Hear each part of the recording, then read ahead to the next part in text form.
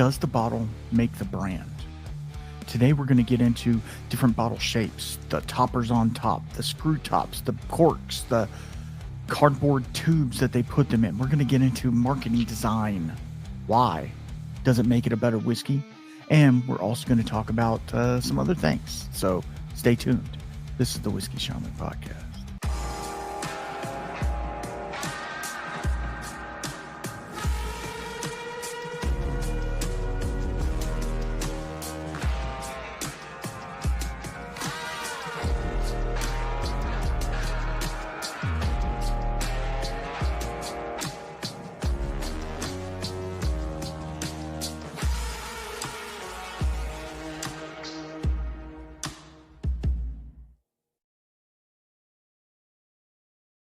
All right, guys, welcome back.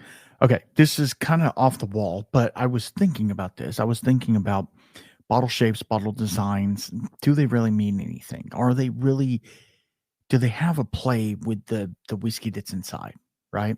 And we're going to go over some samples that I have of different bottle shapes, designs, bottle everything, and then we're going to talk about that. Hopefully it's something you guys enjoy, because here's the thing, and the bottom line of this whole situation is it's all marketing, right? 99.9%. It's not really about functionality. It's more about marketing. And I get it. I get the, marketing a bottle, marketing a brand, especially if that brand has multiple different SKUs under its label, right? If that brand has 10 SKUs or 10 different bottlings that they do, you need to set each one apart from the other, right? And you want to make it, you want to make it a little bit different than the other, because at the end of the day, everybody's fighting for shelf space. But if you have a cool bottle that people can see, it's going to draw your eye. Therefore, you're going to be more likely to pick that bottle up.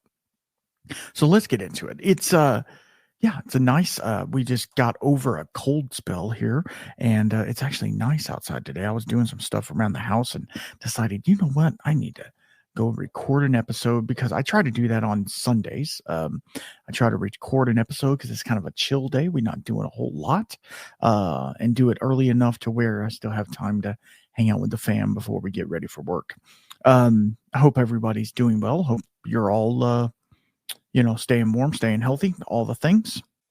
All right, let's get right into it. So right now we're going to talk about some whiskey world news. Do I have something to go to that?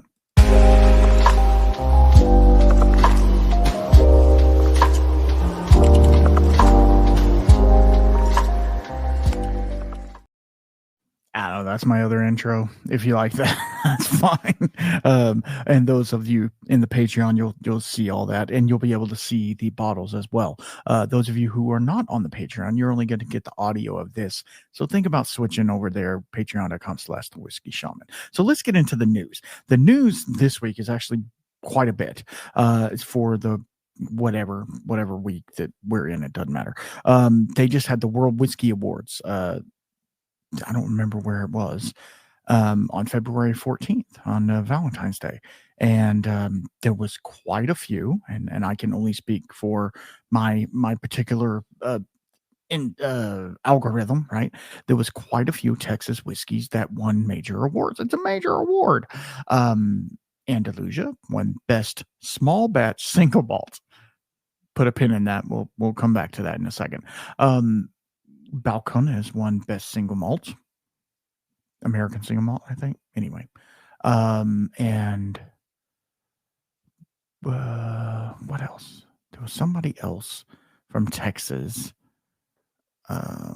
Guys, I'm sorry, I'm flubbing on names. Marlene Holmes of Milam and Green got into the Hall of Fame. Yeah, the Whiskey Hall of Fame, which is super cool. It's super intriguing that somebody with her knowledge gets inducted into the Hall of Fame, which is really cool.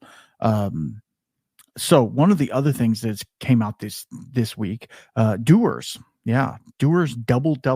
Yeah, Dewar's whiskey.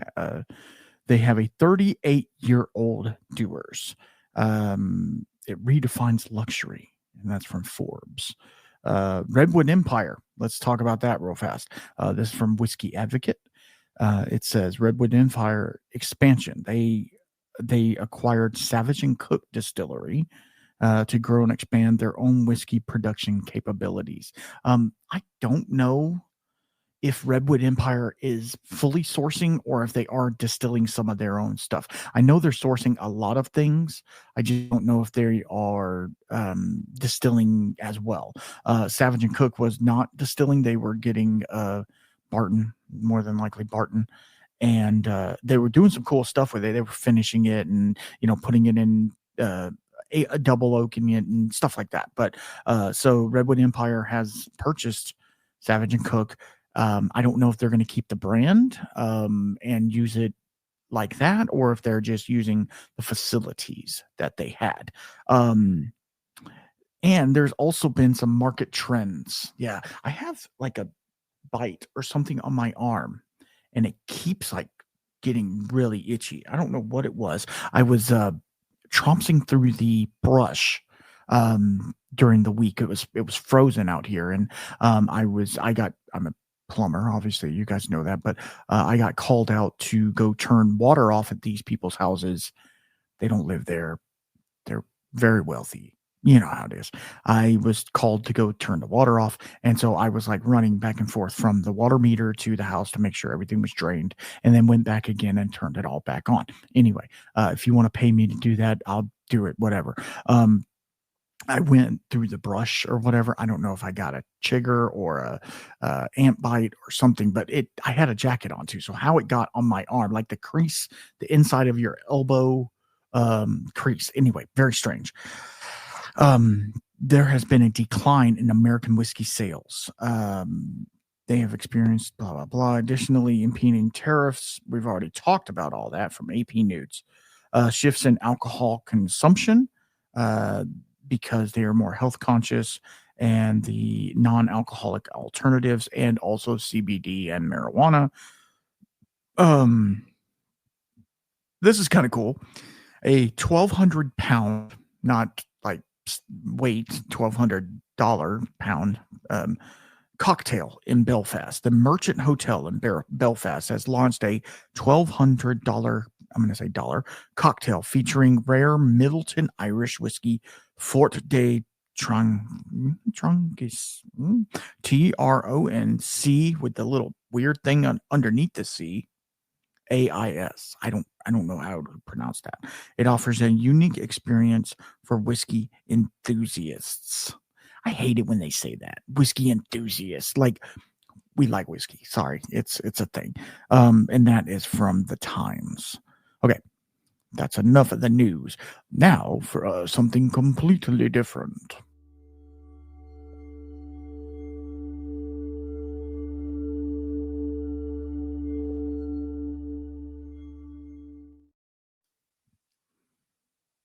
All right, let's get back into it. Does the bottle make the brand? This might have a hashtag and a hashtag like the last one did, because I think this can dip into liquor store mistakes as well, right?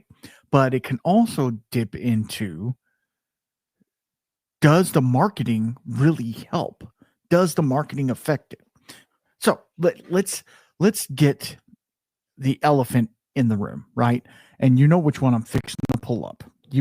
I'll give you 3 seconds to guess right now what bottle of whiskey I am going to pull out to showcase, does the bottle make the difference?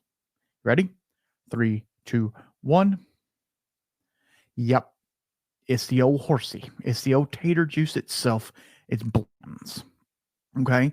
This is the most, there's some that are very close, but when you see this bottle, you could see it from a mile away, right? For one, it has a horse on top. We'll get into that. Oh, I forgot on the news. I forgot to dip into the small batch single malt, the Andalusia one. Here's the deal. There is no delineation for small batch, right? Small batch is not a thing. It's not a legal term. So small batch, yes, Andalusia is doing small batch. They do 1 barrel. Yeah. So that's a small batch. But you can I've heard in the past, Jefferson's Ocean and all of those, they said that theirs was under 20 barrels. I've heard other distillers tell me that it's under 20 barrels. So I just kind of thought it is not that. There is no delineation for small batch. Okay. Just understand that. So it's kind of tongue in cheek that they won the small batch one. Basically, they're a small distillery and they won big things. That's what it means. For a small batch, y'all did really good. No, y'all make great whiskey. Just say we make good whiskey. That's all you have to say. It was for their Hake Madeira cast finished triple distilled, I think, which was amazing. I have the finished bottle up on the shelf. I finished it a long time ago. It's from years ago. I think 2 years ago, 3 years ago. I don't know why that one won. Well, I know why that one won. It was absolutely fantastic. When you get a Madeira finished whiskey, they're just freaking awesome. Anytime you find a Madeira finished whiskey, get it. I promise you, it will be worthwhile. Let's get back to Blanton's, though. So, Blanton's, very unique. Everybody knows it. The juice inside is okay, right? I hate the word juice. The whiskey inside the bottle is good. It's not great. There's nothing to write home about. It's 45%. No, 93 proof, 46%. Am I right? Yes, 46 and a half. Excuse me. This actual bottle was dumped 320 from Warehouse H, brick number 51, barrel 325. I don't know if that was of that year or what, but I will tell you all Blanton's are single barrels, right? Which is really kind of cool.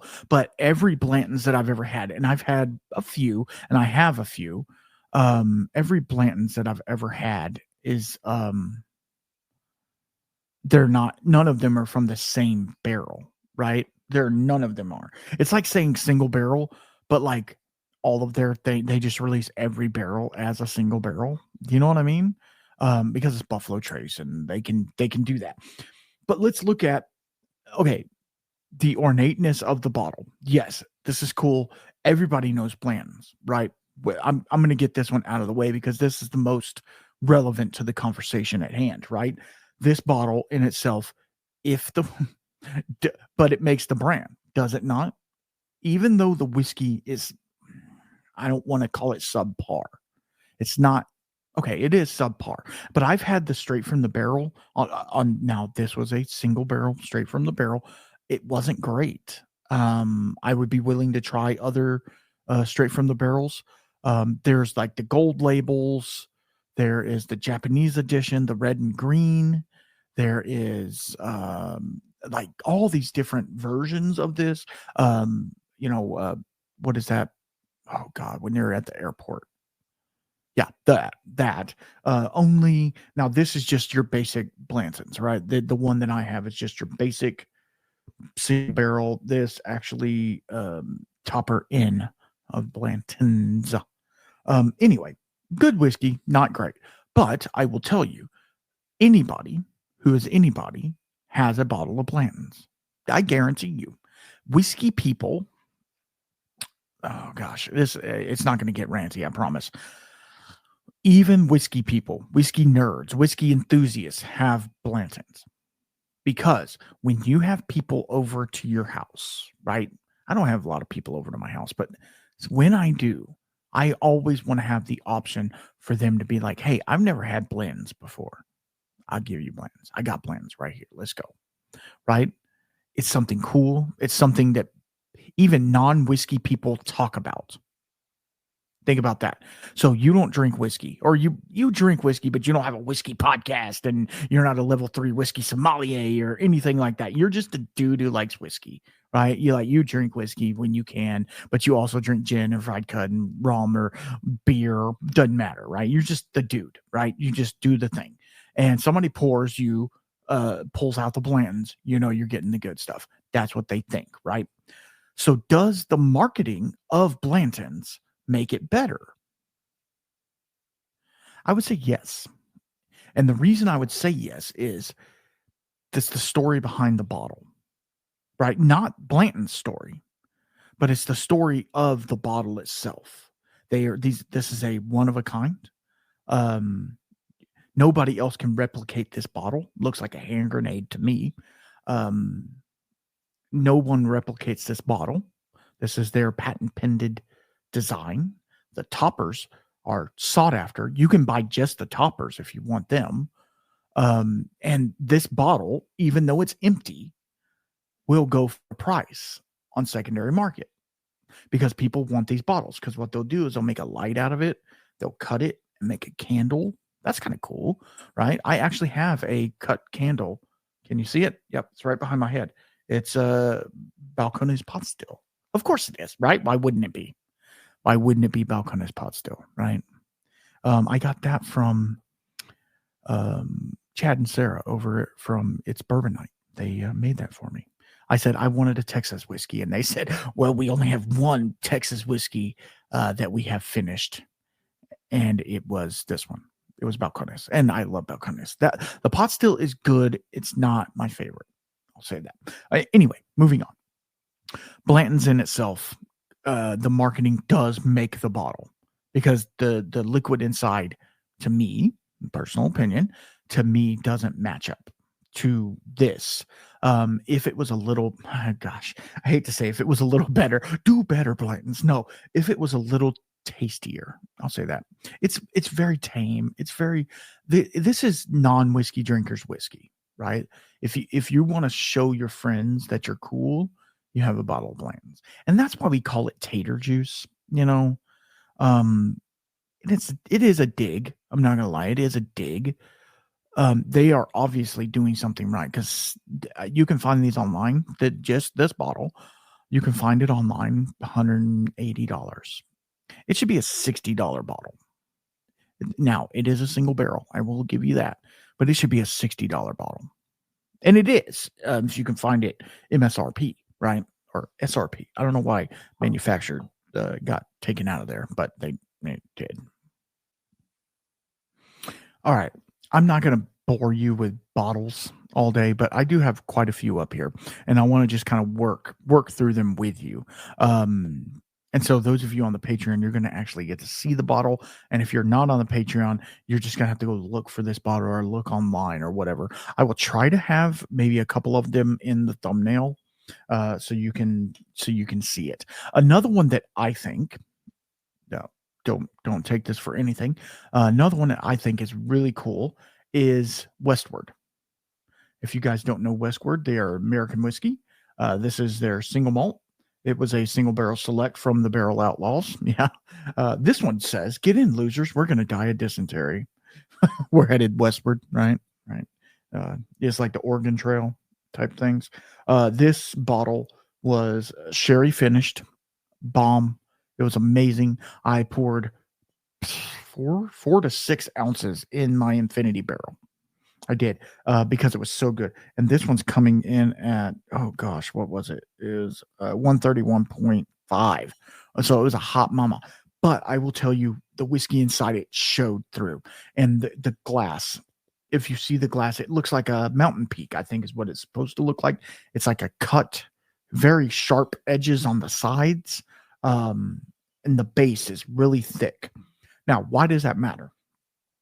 Well, you want something that feels firm in the hand, right? But also there's that it's embossed on the front where it says True Northwest. Like they put a lot of time and energy in this bottle. And this is the bottle they use for all their stuff. I have some other Westwards in the house, and they're the same exact ones. It's just super cool. The design is super cool. Everything that the whiskey inside it shows through. Now, excuse me, I'm talking, and the whiskey inside shows, but they are a craft distillery. So with a craft distillery, and we're going to do one more craft and then one major brand as well. With a craft distillery, they have the opinion of, hey, it doesn't matter. We'll charge extra for the glass, right? Whereas with Blanton's, it has to meet a marker, even though, yes, people will pay $75 for it. I think the last Blanton's I bought was $68. Okay. Now, this bottle right here, this Westward, was $110. Why? Well, for one, it's a single barrel pick. Okay, take that for what it is. Picks are more than likely going to be more expensive. And this gets into a little bit of the, uh, liquor store mistakes, right? I always tend to go, now this was, a special pick, but this didn't go in stores, but I always try to find a good barrel pick, right? Whatever store you're going to, if you're going to Port Aransas for vacation, go stop by Pinky's and they have barrel picks in there. I was able to get a barrel pick of Penelope, which I haven't even opened yet, like 2 years ago. Anyway, I'm working on opening bottles, guys. I promise. Um, anyway, try to find those barrel picks because for one, they're going to be normally, and don't quote me on this, most of the time they're going to be at cast strength. Most of the time they're going to be like a one off from the original line, whatever. The only ones that I've seen that aren't like that are the Buffalo Trace products. Unfortunately, I have a Eagle Rare store pick, or what do they call it? Private Select or whatever, has the sticker on it, has the tater sticker on it. That's all I know. And it's bottled at 45%, like every other, Buffalo Trace product out there. And then I got Buffalo Trace single barrel or whatever, and it's the same 45%. Woodford Double Oak, that you can't get it at cast strength. I don't, that I know of. I would love to try the Woodford Double Oak at cast strength. Anyway, looking for the single barrel picks is what you want to do. Now, getting to the glass and the marketing of Westward. They are doing amazing things with American single malts and all that stuff, beer brewing background, all the things, right? Hopefully they'll be on this year on the podcast, and we can talk to them all about that. But I will say that the bottle really stands out. When you see it, that's a Westward bottle. Like with Blanton's, when you see that, you know what you're getting, right? And with Westward, you might be getting something different or something, I don't want to call it funky, but you might be getting something a little funky, something a little different, because they love to do special releases of like some strange thing that we made in the shed. We're back in there doing our thing, and hey, this barrel's really weird, but whiskey people will love it. And that's where those two roads diverge, right?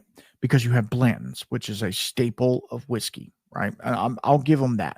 It is a staple. When I first started getting into whiskey, one of the whiskeys that I wanted to have, I love craft. Don't get me wrong. I've always been a craft guy, but one of the whiskeys I always wanted to have was Blanton's. Yeah, it was. And now I'm like, I got 2 Blantons in the house. I'm good. I don't need Blantons anymore. The other issue with Blantons that I've seen, and this is a faux pas, I guess you could say, they put wax on their cork. Well, they can't cellophane the cork, right? Because it has that topper on it. I have had multiple bottles of Blanton's leak, still sealed. They use a real cork instead of synthetic. It's not that tight in the bottle. So it's a design flaw is what it is. The cork dries out because they don't tip them over. This is common whiskey knowledge at this point. It's a design flaw, and like it'll be totally wax still, and you turn it on the side and you'll see a drip of whiskey come out, which means oxidation is getting in that whiskey as well. Making it bad, making it better? No, probably not. But how long is it making it bad? You know what I mean? Like put some silicone on it maybe, but silicone's not really, I don't, the silicone that I use in my work is food grade silicone, right? It can be used for potable water and stuff like that. So I wouldn't eat it. It's not good. We have this grease. It's a grease that we use as well. It's silicone based grease. And I put it on my O-rings and, cartridges when I'm changing them out. We're not talking about plumbing, I promise. And one of the guys, he was a rep for this particular tube of silicone grease. He literally took it and put it in his mouth. And I was like, bro, you're gross. I'm sorry. I'm not doing that. I'm not doing that. There's toxic chemicals in there. I know there is. Like you can't tell me that like silicone grease is edible. They said, well, it's food safe. I'm like, I don't care if it's food safe. That doesn't mean you ingest it, right? Like what are we doing here? Anyway, let's move on. So going back to, I'm gonna and with all these bottles, I'm gonna flip flop back and forth with each other. Blanton's also comes in a box. It comes in a box and has a bag with it, like a Crown Royal bag, right? So it has this ornate bag, has a box. Sometimes you don't get the box or the bag. Like most of the whiskeys, the Blantons that I have, which I don't have 100 of them, but I've only got just the bottle. I think I got the bag one time. Because you know what they do? The actual person that gets the whiskey, the distributor or the liquor store, they take the bag. Why? I don't know. They just do. So it's kind of shitty. But I will tell you this. Marketing, A plus. A plus on their marketing. Bottle design, A plus. And the reason it's A plus is because it's so distinct. So distinct, right? Okay, moving to Westward. Marketing, A plus with what they have, right? They're a smaller brand, so their budget is a lot less. They are doing a lot of single barrels, a lot of really cool stuff, and they're getting out there. I feel like they're going to be a force to be reckoned with real soon. Bottle design, absolutely fantastic. It's beautiful. Their cork is also, it's a heavy cork. I don't know where that one is, but it's gone. So like A plus on both of those, and it does not come in a. But then let's talk about shelf space, right? So when you have a bottle, I'm holding up the Westward bottle again. When you have a bottle and you're in a liquor store and you're stacking bottles, you don't want them to do this and turn the bottle sideways because you can't see nothing. You can absolutely see nothing on this bottle if they were to turn it sideways. Because if you do like that, it's wide, right? It's wider at the top and it's precarious. It has a smaller base than it does the top. So it kind of like funnels down, which could teeter totter, not saying it will, but you want them to be able to see front label, see everything that needs to be seen. So you can look at that and say, hey, that is Westward. I'm getting that. Right. So fighting for shelf space is a big thing as well. So take that for what I forgot. I had actually 3 more. I'm sorry. There was one sitting literally right here. So let's get into that one because I've talked about this one in the past. And it is none other than, and it has some dust on it. You have to excuse me. Than Hibiki Harmony. Suntory whiskey, which is Jim Beam owned, or actually, no, Suntory owns Jim Beam now. Right? It's Beam. No, it's Suntory Beam. It has changed. Suntory Beam, I think. Let me know. So, for one, this is a Japanese whiskey. It's a blend. Excellent. Absolutely fantastic. It comes in a box with Japanese writing on it, right? I don't know what that says. It probably says Harmony, right? I would hope it would say Harmony, right? It might say your mom's gay. I have no idea what it says. Sorry. So when we open the box, and I haven't opened this box in probably 2.5 years, you go with this. Like I said, I think I said it in the Patreon post. This is a decanter bottle. This bottle right here is the pinnacle of, I don't know, this to me is the most beautiful bottle. One of the most, maybe not the most. It looks like a gem. The topper on it is like engraved, and it has like that frosted glass. The cork still sealed. Look at that. It is a little deteriorated because this is an empty bottle, obviously. It has a silicone ring on the top of it to help seal it, and it's faceted 26 or 28 times. I don't remember, and that's for each different barrel that went into this, different whiskeys that went into here. Super cool, super amazing. Here's the deal. I'm trying. I'm trying, guys. I love Suntory. I love the whiskey that they're producing. I love what they're doing.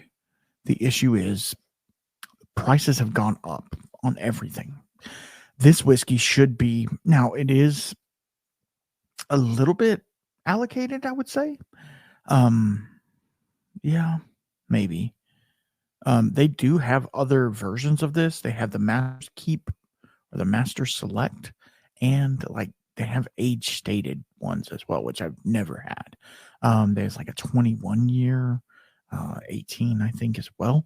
Anyway, the, just this bottle is over $100 now. Is it worth it? Yes, it is worth it because because of the experience with it and the fact that that bottle, and that's where the marketing of that bottle really plays through. It really does.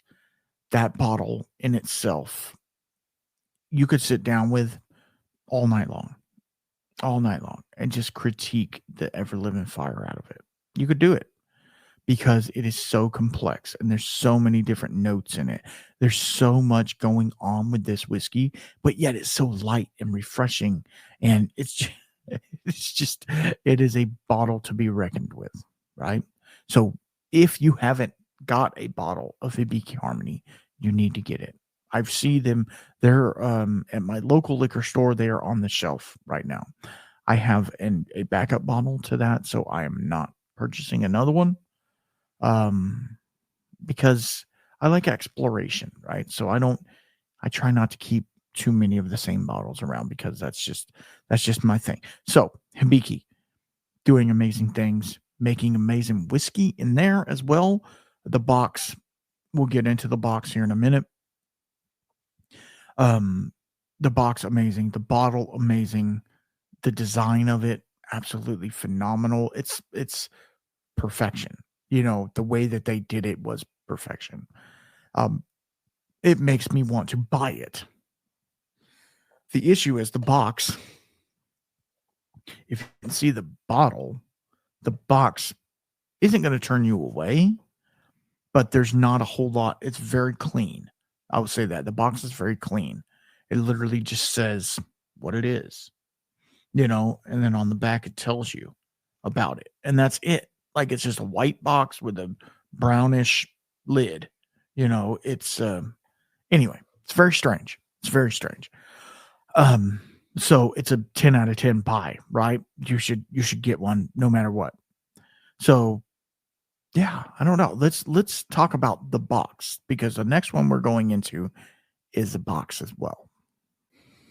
What's in the box, right? Let's say what's in the box. So the box we're looking at now, and this is just again another box I pulled off. This is Lagavulin, the Distiller's Edition, and it is in a 3x3x10 box, and it has some ornate writing and you know the master distiller's name on the side and stuff like that. But it's just a box. But let me open the bottle, the box, not the bottle. Let me open the box, and you will see that the whiskey bottle, it's not special. There's nothing special about it.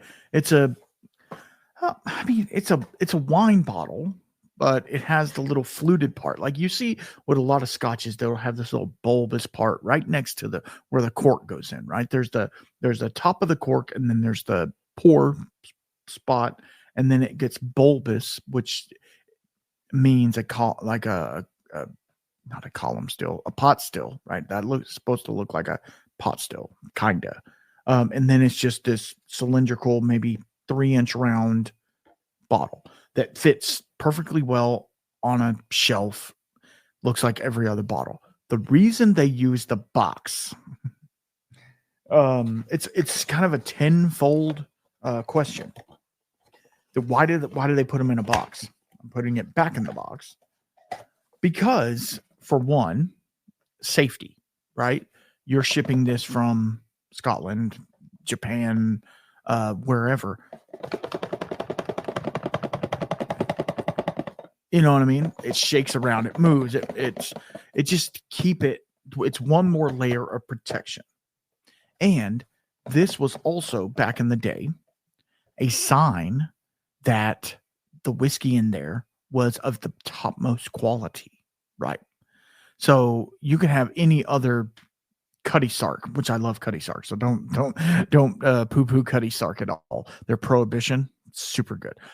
You can have Cuddy Sark, right, which is just a baseline bottom shelf Scotch. It's in the same bottle, same type of bottle, but it doesn't have the tube, right? Or it doesn't have the box. See, a tube is the same thing. Do I have one? I do, but they're way up there and I can't reach them. Lefroy is a big one that does the tubes. Ardbeg does boxes.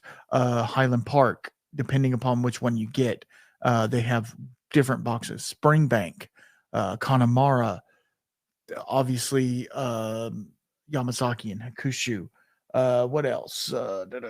Brook Lottie. Brook Lottie does that. They have tubes, but they're bigger because their bottles are more robust and round, a little girthy. Anyway, the box is there for protection. The box is there for delineating that it's a good whiskey, but it's also now it's become a thing.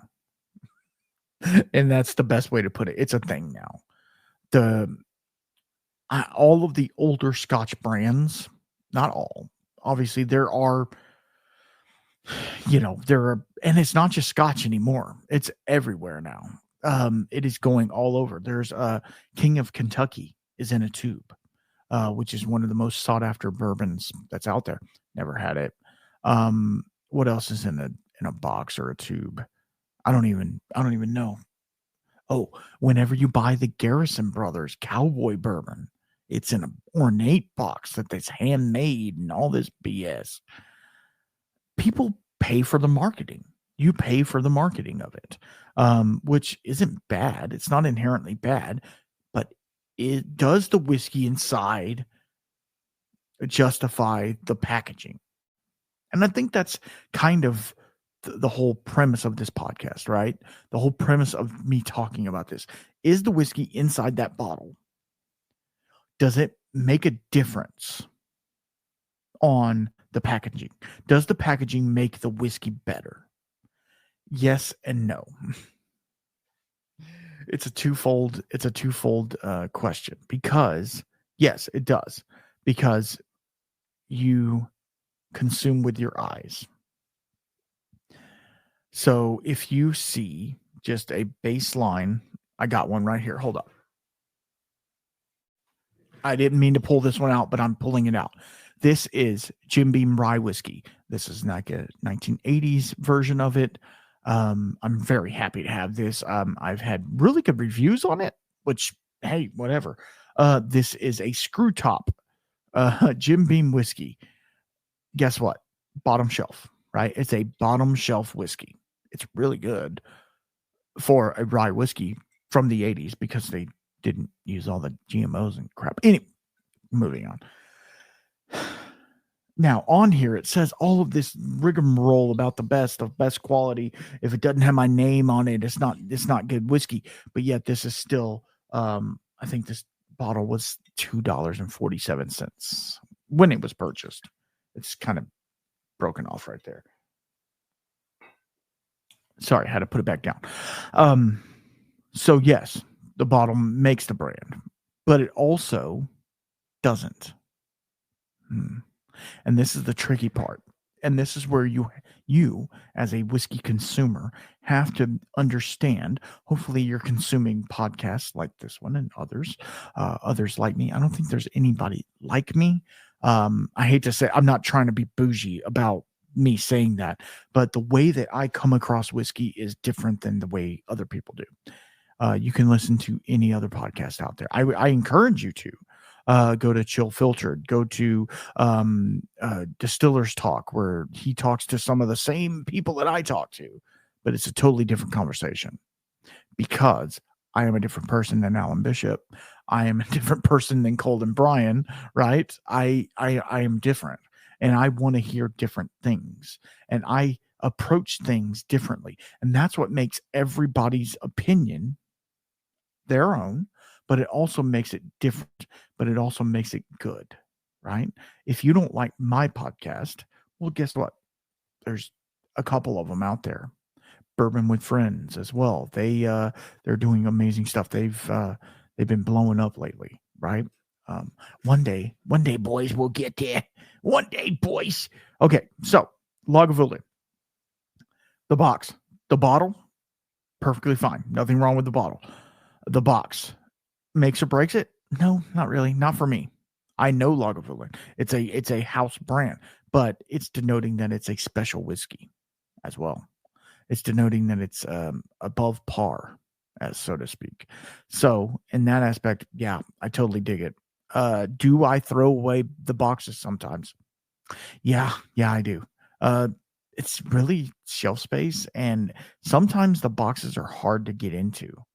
Especially this one because it has this little foldy thing on the inside to keep keep the bottle centered in the box. It's kind of a pain in the butt sometimes. Um, so now these are first world problems, obviously. So don't take that for what it is. But anyway, Lagavulin, amazing whiskey. I got, and it might have been,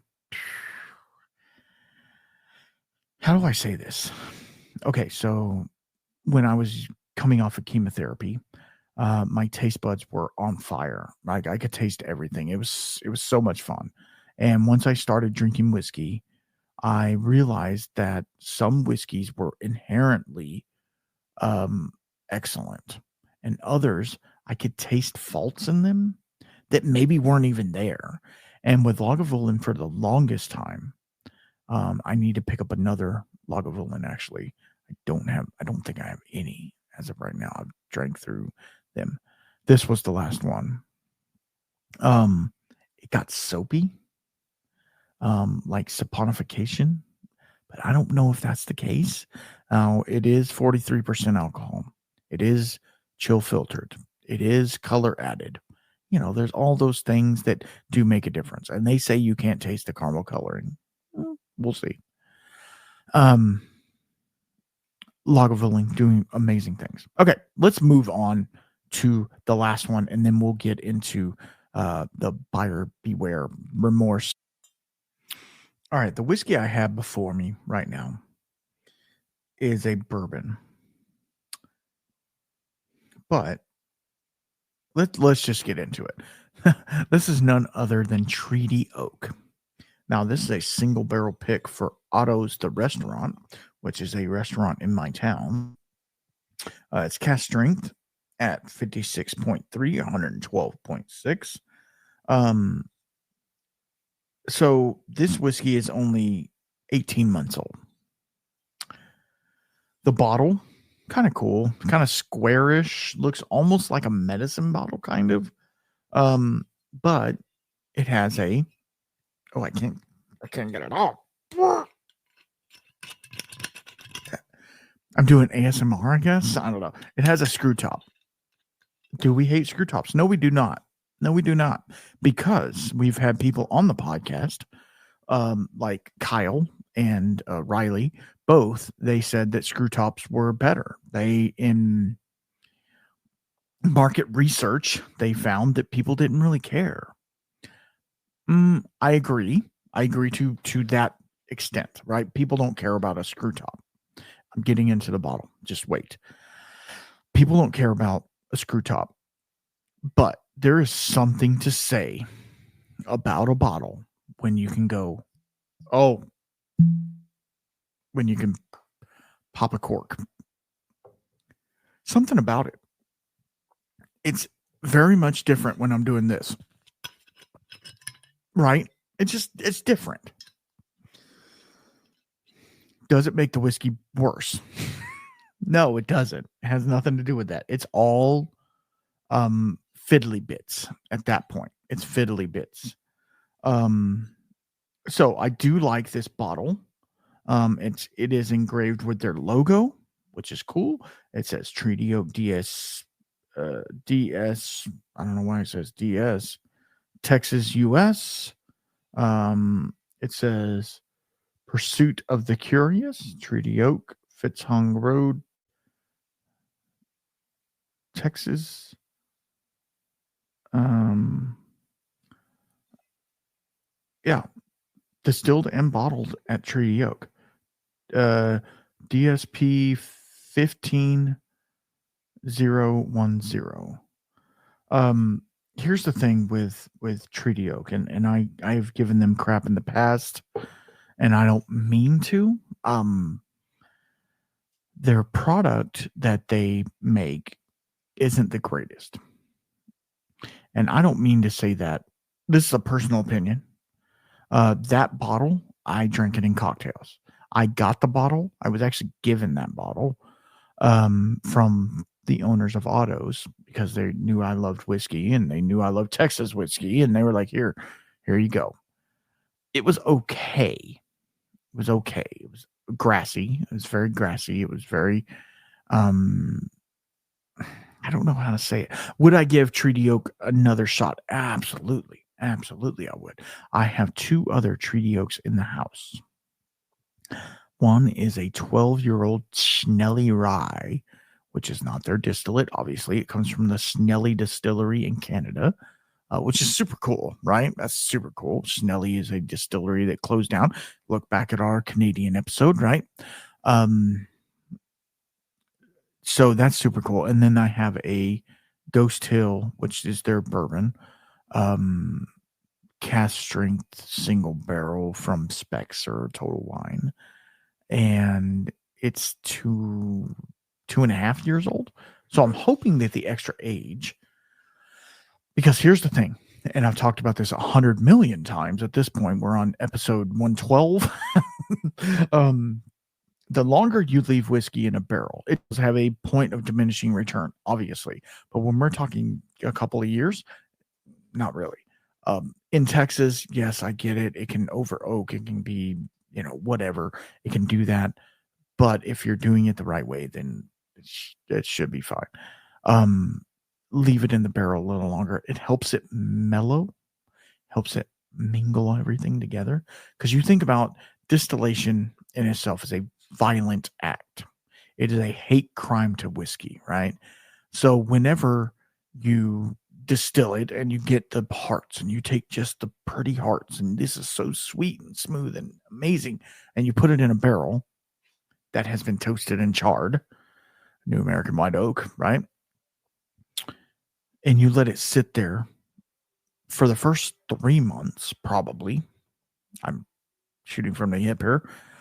You get micro-oxidation is what happens. And the whiskey actually, how do you say it? It gets effervescent. I would say that. It literally imbues the whiskey with oxygen. How does it do that? Well, the wood cellulose, oh God, here we go.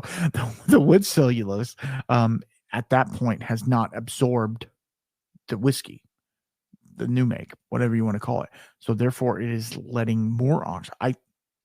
If I'm wrong, I'm wrong, but I feel like this is the case because I have tried whiskeys that are like 2 months old in a barrel that taste very almost carbonated. Yeah, I personal experience. It could be a one-off thing. Maybe it's just me. Maybe I'm a dummy. I don't know. But so the longer you leave it in there, the more time it has to mellow and the more time it has to interact, and slowly during the seasonal changes, right? In the rick house, during those seasonal changes where the alcohol absorbs into the wood and out of the wood and into the wood, it's not only filtering, but it's also coloring and adding flavor and adding all these things. We've talked, till I'm blue in my face. We have talked about this so much. That doesn't mean we don't have to refresh it, right?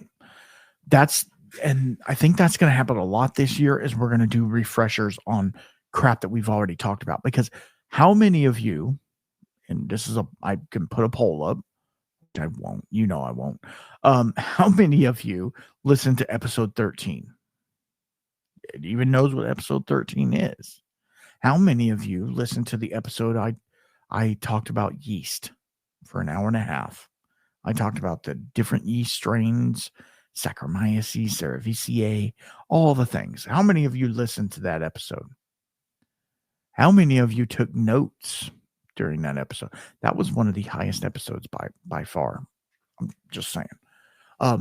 You would think episode 1 would be, right? Because it's the oldest, obviously. But it wasn't, because it was a crappy episode. I'm sorry, guys.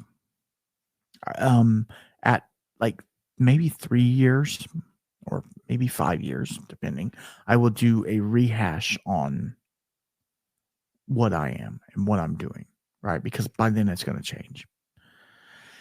Anyway, so refresher of a lot of things. Okay, so we got through the treaty oak and we're like, okay, the bottle's cool. It fits well on the shelf. It has a cool label. It's kind of asymmetrical. It does have a screw top. Now, here's the deal. People will poo-poo a screw top. Not me. I don't care. But people, the people, will poo-poo a screw top. You know why? Because they want to hear the cork pop, like I've said. But if I gave you a whiskey that you didn't know it had a cork or not, and it was good, it won't matter, right? The whiskey inside it doesn't change. Especially with the way they design these screw tops. They have now some people say it's reactive to that little cardboard or whatever that's in there. Okay, possibly. But guess what? This is poison. This is literally poison. Quit bitching, right? It's literally poison. So just deal with it. Like, quit being bougie. Literally quit being bougie. That's all I'm going to say. Okay, so let's go into the liquor store mistake part of it. Okay, let's go. Let's go. Where are all these bottles failing? Where are they failing? They are failing in their reach to the customer. And let me explain that. Hibiki Harmony. I'll start here. The box will fit well on the shelf, but it kind of takes away from the ornateness of the bottle. The price point. Bro, it's good whiskey. Don't get me wrong. Is it $100 whiskey or $120 whiskey good? One time, yes. Is it a mistake for them, to do that? To put it in that box so you can't see the pretty bottle? Maybe it is a mistake. So when you go to the liquor store, here's my caveat in that, because I went to a customer's house recently, and I've probably already talked about this. All of these podcasts run together for me, so you'll have to excuse me if I ramble on about the same BS that I have in the past. And he had a pretty good whiskey selection, right? Nothing like most of you out there, right? But for a normal dude, he's not like a whiskey aficionado or whatever. He had a pretty good selection. He had Stag, he had Blanton's, obviously. He had like Jameson Black Barrel, which was different. Obviously, it's not the normal Jameson. But then he had like what else? My Lemon Green. He had like all of these different whiskeys, but I'm like, okay, so he likes whiskey. Like, it's obvious he likes whiskey. And a little bit of backstory. This same man went to my benefit that I had, where I was giving away for auction whiskeys, and it had a Blanton's and a Stag. That's how we got the Stag. That's my Stag. So I feel like I get dibs on it. No, I don't really care for Stag too much. I don't know if you guys have ever had Stag or what they call Stag Junior sometimes. To me, it's over oaked and hot. But of course, there's 28 different Stags out there. I'm sure there's one that I can find that I'll like. But I have like one at the house or in the house. I've drank some, but I don't know. I'd rather have something else. Just saying. That's just me. I'd rather have George T Stag, right? If I'm going to drink something like that, I want to have the tater juice. Why not? Why wouldn't I? Anyway, moving on.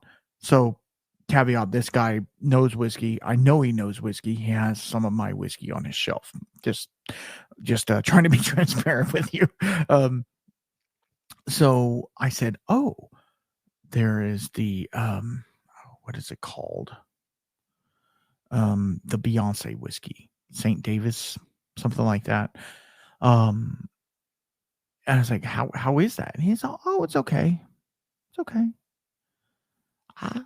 And here it is. Ready? I just bought it because it was a pretty bottle.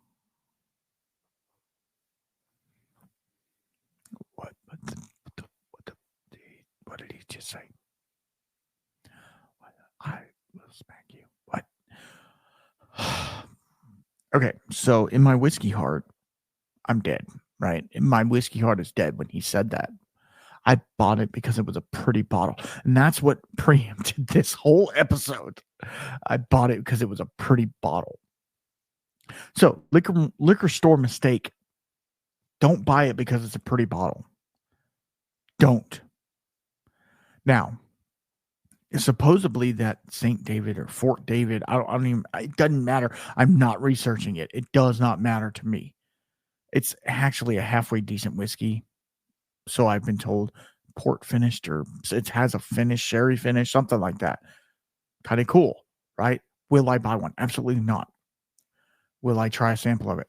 Absolutely. Yeah. No, I won't support that, but at the same time, like, if it's good whiskey, I'll try it, right? Here's the thing. The fact that people, and I'm talking not whiskey people, right? People out there in the world are buying bottles because, going back to Blanton's, because they have the little horsey on the top. I like horses. I'm what is it? Oh God, I can't say it. Anyway, horse person. Like, I ride horses, so maybe I'll like Blanton's. It's marketing fluff. That's all it is. It's marketing fluff. It has nothing. Now, Blanton's does have a history with horse. We're not going there. Well, this isn't a history of Blanton's, okay? If you want that, let me know. I can give you that. And we copy paste bullshit. Okay, just saying. So this guy said he bought it because it was a pretty bottle. And that really got me thinking, to where, like, the normal public out there has no idea what they're getting themselves into. These are the same people that are buying buckets of Fireball. There's like a 2-gallon bucket with little mini fireballs in it, and they are literally buying buckets of Fireball and thinking that's whiskey. That is not whiskey. And why does it irk me so much, right? Why do I care? I don't. Okay, I do and I don't. Okay, I do because whiskey is made for, not for the aficionado, right? Whiskey is not made for me, because I'm going to critique it and I'm going to pull it apart and I'm going to say there's faults in there, or there's not good things, or this bottle's wonky and it might fall over, or something like that. Like, it's not really made for me, but it's also not made for the binge drinker that's over there buying a bottle for the weekend to go to the lake. What is it made for then? Now, I will tell you this. I've talked to many, at this point, which makes my heart well up. I'm not going to lie. I've talked to many distillers and many people in the whiskey industry, and they say, we are trying to make whiskey for you, the whiskey nerd, the person who's going to critique it, the person that's going to say, "Oh, you bottled it 46, perfect, non-chill filtered." Of course you are, right? Because those whiskey nerds are putting all of these distilleries in their freaking place and saying, "I see you, I see you. Do right." Because guess what? I'll go on my podcast and call you. No, I won't. I won't. I love Treaty Oak. I really do. I want them to survive. I want them to thrive. I want them to beat out people at competitions, right? That's what I want. I want them to be the best because when they're the best, it promotes me because they're promoting Texas whiskey. And I'm a Texas boy and I love Texas whiskey. My Texas whiskey shelf, like, bro, I have a whole shelf just dedicated to Texas whiskey. You guys will see a video of it when I'm done with the entire room. Bro, this has been like a long, arduous journey of getting that whiskey room back together. It's finished. I just got to put shelving in for the bourbon wall now. Patreon. Y'all will get it first. You know you. So, going back to the subject at hand, it hurts my heart when people say I bought it because it was a pretty bottle, but it doesn't. I put on my therapist hat here for a second. We are all creatures of habit, right? And marketing people understand that.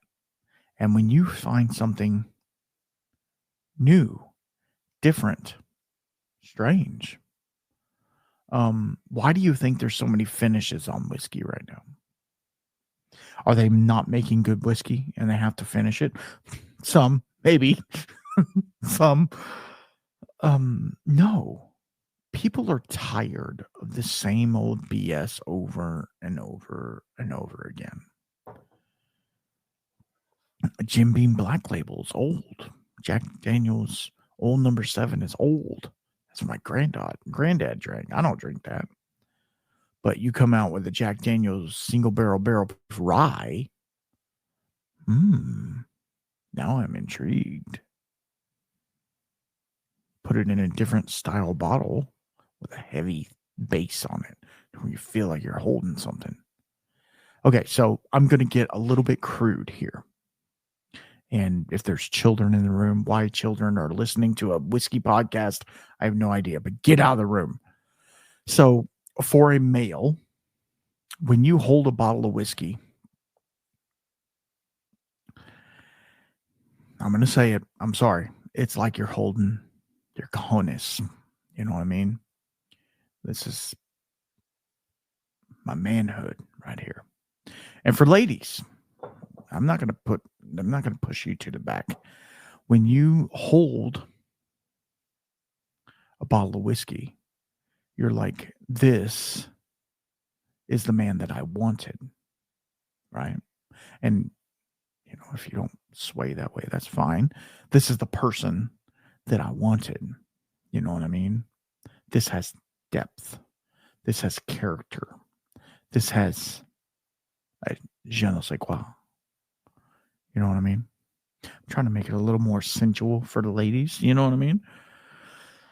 I don't know if that's true, but I feel like it is. Like when we are animals at our base, right? We are animals.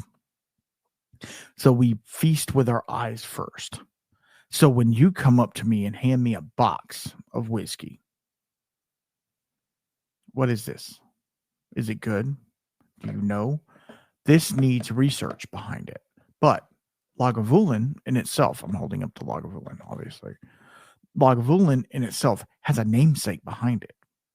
So if I was a new brand, aka newer, Treaty Oak, I'm just pulling it out. You have to showcase that whiskey. You have to say, this is the bee's knees whiskey right here. You have to be different. You have to be unique. You have to be doing something different than anybody else. Because guess what? You're like the new kid in school, right? All these other players in the game, they've been doing it for 100 years or more. Some of them 300 years. Lagavulin's been around for a long time. You know what I mean? Lafroig, Ardbeg. I'm talking Scotches because they've been around. You know, Prohibition killed whiskey. It killed whiskey in America for a lot of people. And then it had to rebuild. So we're talking a little over 100 years right now on bourbon, right? And American whiskey. But Scotch has been going for damn near 300 years, 1700s, 1798, 1788, things like that. Like, they've been making whiskey since before your great great grandparents were born. These people know what the hell they're doing, right? And not to say these bourbon brands don't. Not to say Blanton's doesn't know what they're doing. Obviously they do. Because go to the store tomorrow and ask the liquor store clerk for a bottle of Blanton's. He's going to laugh in your face. Now, here's the thing. There is a stigma with buying Blanton's now where it's turned into almost like a meme. Blanton's is a meme at this point.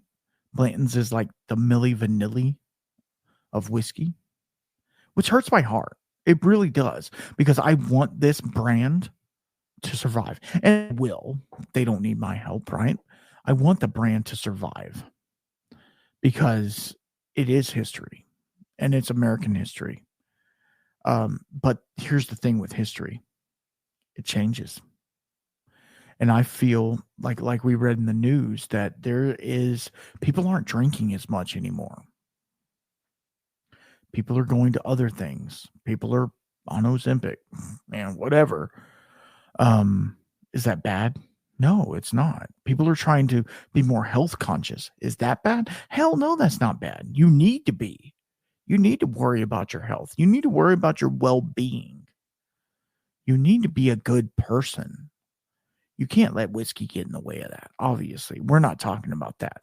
I mean, we're talking about bottle shapes and shit like that. But what I'm talking about is like these bottles will be okay without us, right? Let's say you never bought a Blanton's in your life and you never will. And I get you. I understand. They're going to be okay without your help. I promise. I promise they will. The foreign market, even with the tariffs, they don't care. They just sell it for a little bit more, right?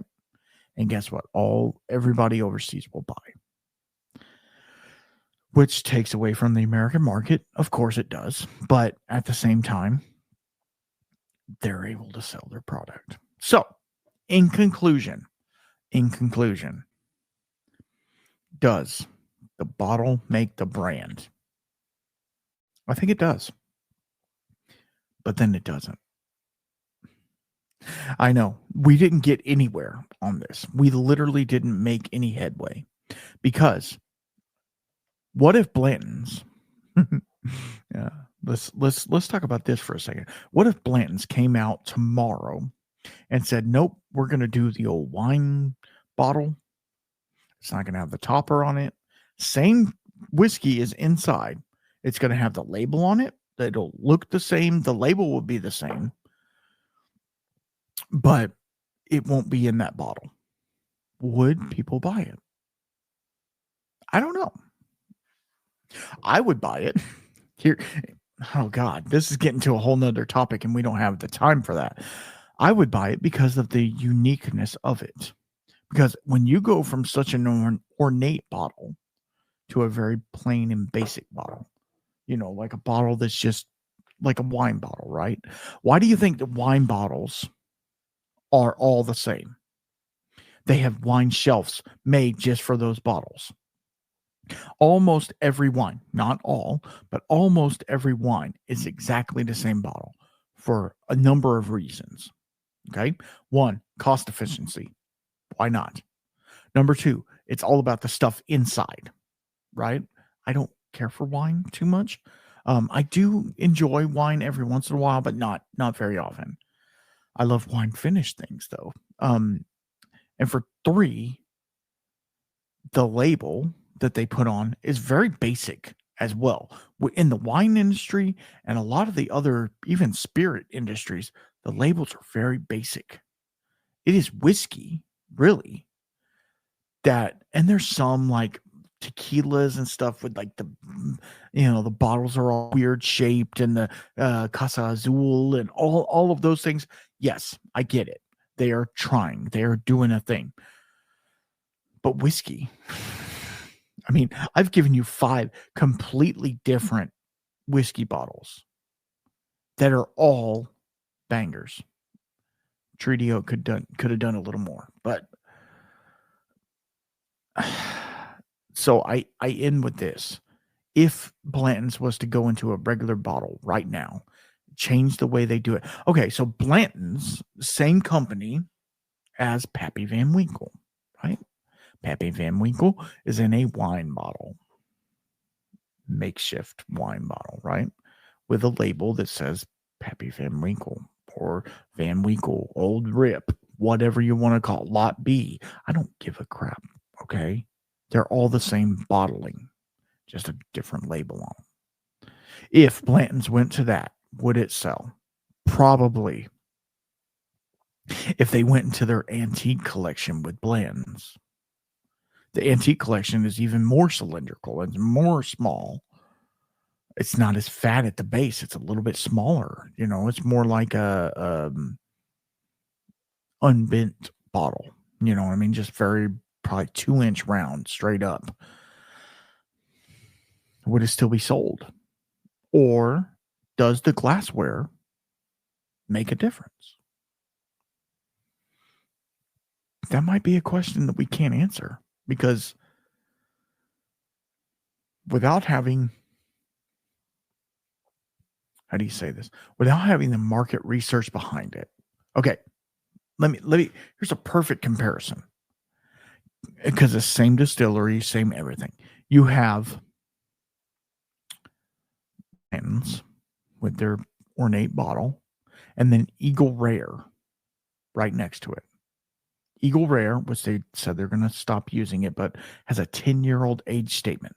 This is not age-stated whiskey. I have no idea how old this is. It says it was dumped. Yeah, it says it was dumped. Doesn't say when. Obviously, it's straight whiskey, so it's at least 2 years old. I'm guessing it's probably 6-year-old. Those are from the same distillery. They could be warehousing them in the same warehouse H, right? Why do people tend to go, which we have Eagle Rare fans, we have Blanton's fans. I get it. Why do people go more towards Blanton's than they do Eagle Rare? Why are Blanton's falling off the shelf, or not falling off, getting not even put on the shelf, where Eagle Rare is a little more? I find Eagle Rare on the shelf. Now, you might not in your area, for $35, $40. That's amazing. For a 10-year-old Kentucky bourbon whiskey, that's amazing, right? Blanton's, no, not going to do it. They could possibly be the same freaking whiskey. Just one's a blend, one's a single barrel. I don't know. I do want to say that I like Eagle Rare a little bit better. Just a little bit. Maybe because it's, oh gosh, and this gets into the whole thing we're talking about, man. Maybe because it's not as bougie. Like this bottle, this freaking Blanton's bottle is bougie as shit. Is it not? Look at it. It just, whereas Eagle Rare is a wine bottle. Yeah, it has an eagle on it. America. You know what I mean? Aged 10 years. Like, I don't know. Like, there's something with the whiskey person inside me that I'm like, I'll go for Eagle Rare all day. I have no problem drinking Eagle Rare. But when I pour Blanton's for myself, I'm like, what the hell's wrong with me? You know what I mean? What is wrong? I got a toupee? I don't know. So, that goes back to my same question. Does the damn bottle make a difference? I think it does. My final thought is I think the bottle does make a difference. Does the branding make a difference? It does. It does, because we eat with our eyes, right? And you give me something cool. You say a bunch of cool stuff on the back of a label. You have all this cool stuff. Like, okay, let's say I went to the liquor store tomorrow. I'm not going to. But I picked up this bottle of Lagavulin, right? Am I going to open it? Absolutely not. I'm not going to open the box. I'm going to read the box. Well, the box is going to tell me a bunch of fluff. It's going to say, "Oh, this is the best whiskey you've ever had in your life. It's made by monks out of a freaking well in Tupelo, Mississippi." You know what I mean? Elvis Presley made that whiskey himself. Whatever. We watched the King of Tupelo, obviously. It was a very strange show. Don't watch it. It was weird. Anyway, like, it does make a difference. It does definitely make a difference. Like this Westward bottle with the ornateness of it, like it makes me want to pick it up more than, say, just a regular bottle, just because of the difference in the glass. And that goes back to psychology. That goes back to, like, oh, this must be good because it's ornate. You know, it's fancy. You know, we got some fancy whiskey here, guys. Okay, like with the Beyonce whiskey, it's in a fancy freaking bottle.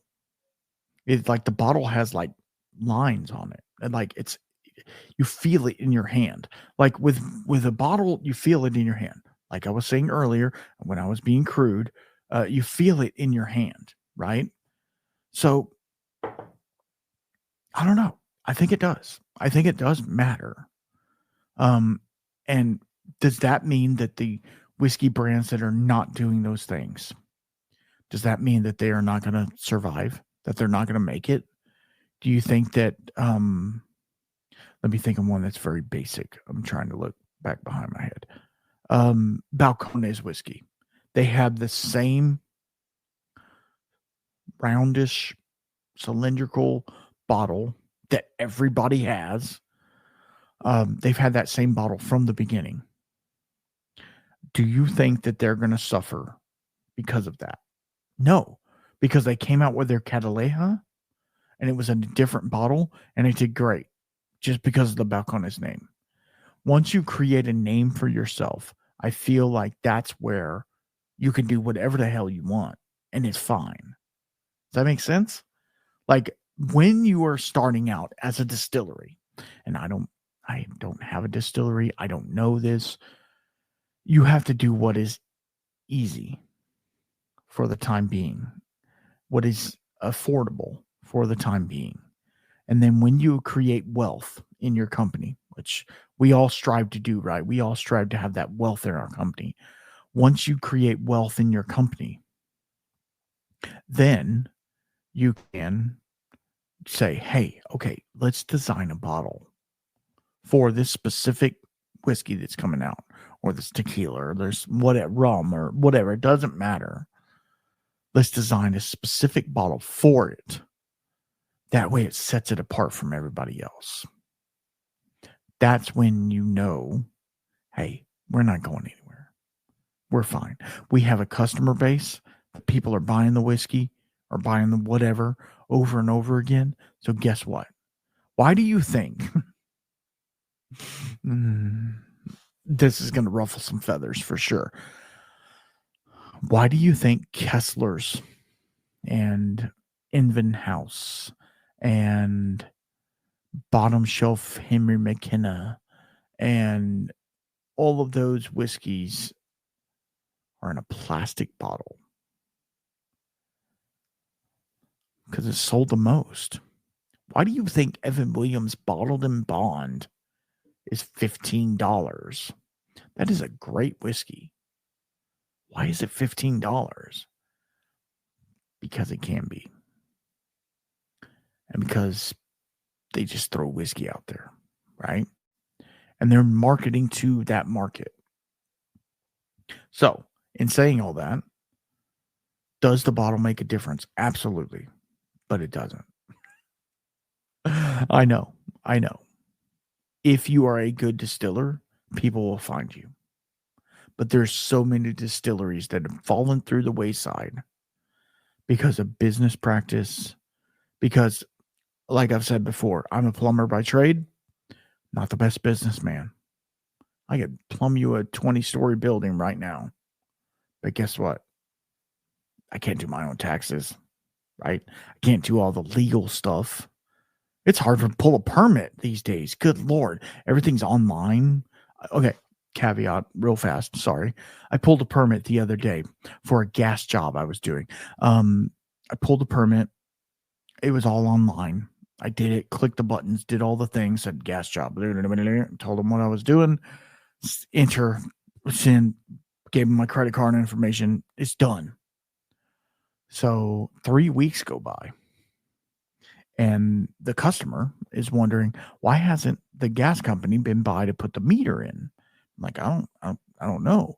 So they called the gas company and they said, hey, the permit hasn't been pulled. So that falls on me, right? So I look and it says in my little queue, it says pending. I don't know what that means. I gave him my credit card. I gave him all the information. I'm licensed and insured by the state.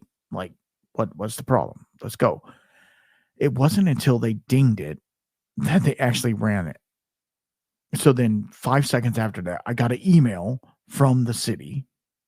I got an email from the government facility, and I got a ding on my credit card for the charges. That doesn't make any sense, right? No, it doesn't. That's just how it is in the world. Like we are fighting tooth and nail to get to where we are. And so these smaller brands, they don't have the market equity to get out there and do the thing. And there's so many loopholes in this to get to where these bigger companies are. Now, the bigger companies obviously are doing something right because guess what? They sell out the stores. They can't keep freaking Weller 12 on the shelf. You know why? Because people buy it all the time. It is a $45 bottle whiskey, right? Shit. You know, why can't we keep that on the shelf with a screw top? Talk about marketing fluff, right? Yeah. But yet they make the 107, which is not 12 years old. They make the 107 with a cork. Why? Because they want you to want that one more. Therefore, AKA, it's more allocated. If I'm wrong, I'm wrong. You know what I forgot to do? We're an hour plus, hour 20, whatever. I forgot to talk about our sponsor. Oh, I've been rambling on about bottle designs and stuff. You know who makes a great bottle design? A lot of Texas whiskeys, right? A lot of Texas whiskeys do that. So I don't know what you guys are doing April 12th. Coming up pretty quick. I'm going to be at Star Hill Ranch. Yeah. In Bee Cave, Texas, which is about 15 minutes outside of Austin. I'm going to be at the Texas Whiskey Festival. Yeah, I am.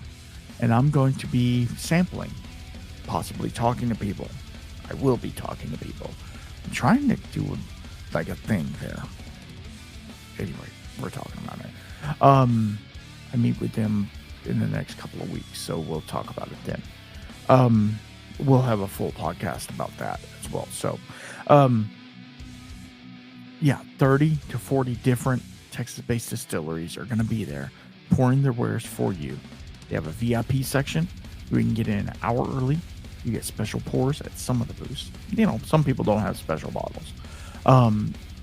You get a cigar. You get premium parking, all the things, right? Another cool thing about it is they make you get a designated driver ticket as well, to where you have somebody that's there for you.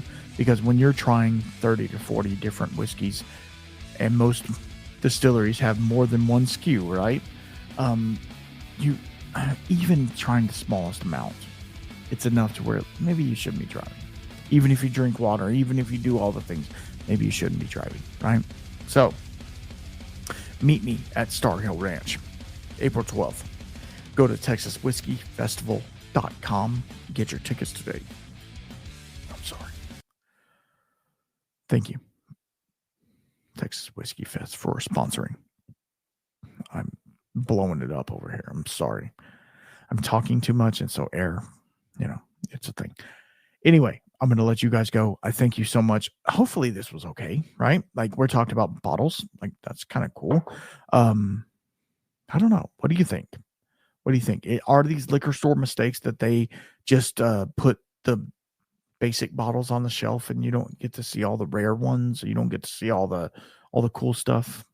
Is that weird? I don't know. Let me know. And if you want to see more stuff like this, give me a follow, like, subscribe, do all the algorithmy things.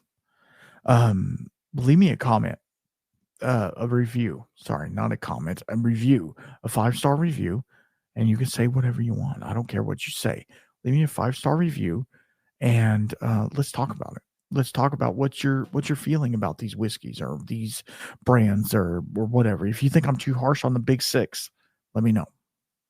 I appreciate all my sponsors, Bad Motivator Barrels, Z Smith Whiskey and Mixology, and of course, Texas Whiskey Festival. And if you want to get the video version of this episode and you want to see all the janky bottles that I'm putting up in front of the camera and you want to see me hanging out in the shed, and if you want to get Patreon only stuff, head over to patreon.com/the whiskey shaman and get up there today.